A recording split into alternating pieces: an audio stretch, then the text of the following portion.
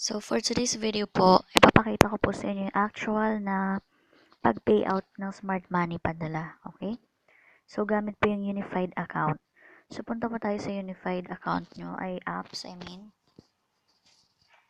And then, mag-sign in po kayo nito. And then, so, naka-sign in na po ako. And then, punta po kayo sa 3 lines na nasa left. Click nyo lang po yan. And then, click remittance and click payout. Okay? So, after that, hanapin nyo po yung smart money. So, ito, click nyo po yung smart money. And then, type po natin yung reference number na pinadala ng nag-send sa atin ng pera. Okay? So, click, ayan. Input lang po natin to. So, make sure po na tama yung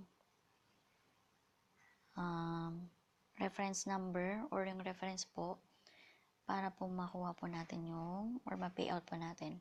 So, let's double check po.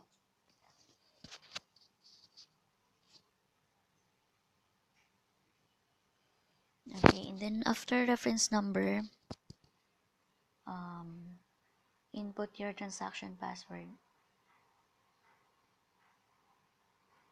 Okay, then click nyo po yung arrow na yung green na nasa right.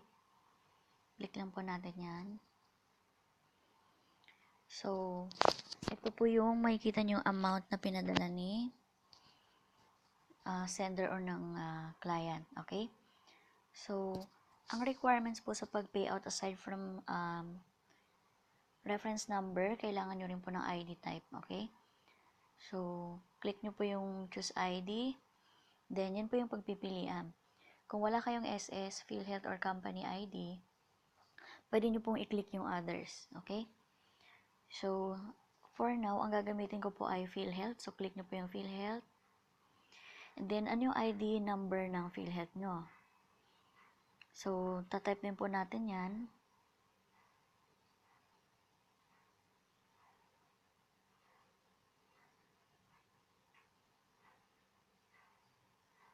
Wait.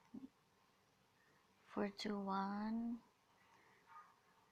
383 7. Double check natin. 00504 21383 Okay. So, after ID number po, so pag sinabing ID number, ito yung ID number ng PhilHealth mo. Okay? Click nyo po ulit or type po natin ulit yung transaction password. And then, after transaction password, sasubmit na po natin siya. Okay? So, click submit.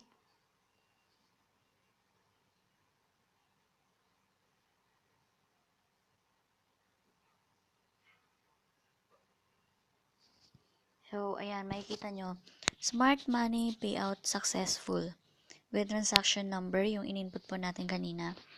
Then, click nyo lang po yung okay. Ayan. So, i-check po natin kung nasa account na po natin or natanggap na po natin yung amount na 500. So, punta po tayo dito sa reports. Click nyo po yung reports and then click remittance payout and then select nyo po yung smart money. Ayan. So, kung mapapansin nyo po, ito po yung natanggap po natin na 500. Okay? So, pwede nyo pong i-download yung receipt. Halimbawa, ayan. Click nyo lang yung yes. And then, open. Or pwede nyo rin pong i-save.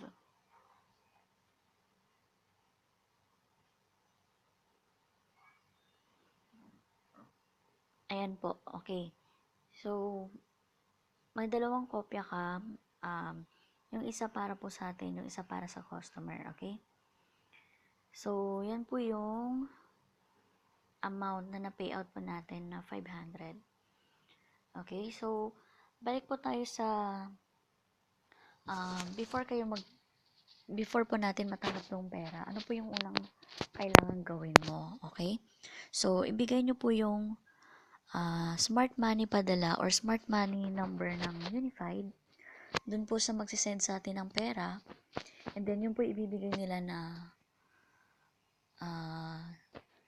smart money number dun po sa mismong outlet na pinuntahan nila, na kung saan dun po nila ipapadala yung amount. Okay, then ibigay nyo rin po yung pangalan nyo, and of course yung cellphone number, at after nyan, makakatanggap po kayo ng reference number, or pwedeng si client or yung sender nyo po mismo yung mag-send sa inyo ng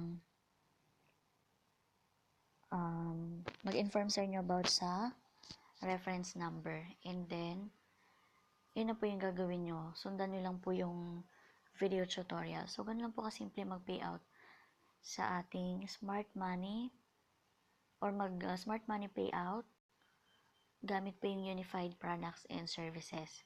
So, yan po yung kagandahan ng unified products and services. Kahit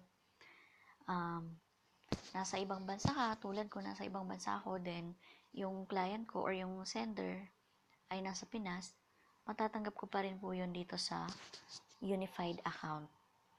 So, sa mga gustong magkaroon ng ganitong home-based business or online business na katulad nito,